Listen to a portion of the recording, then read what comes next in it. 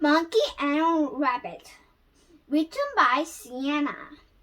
In winter, there was Monkey and Rabbit.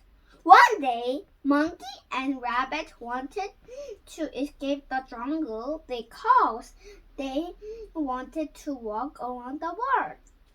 Suddenly, there was a crocodile who wanted to eat Monkey and Rabbit. This was a problem because the crocodile was blocking the way out of the jungle. In the end, Rabbit grabbed Monkey hand and jumped up high. Then the monkey swung from a tree. They were now safe and out for their adventure. 끝났나요?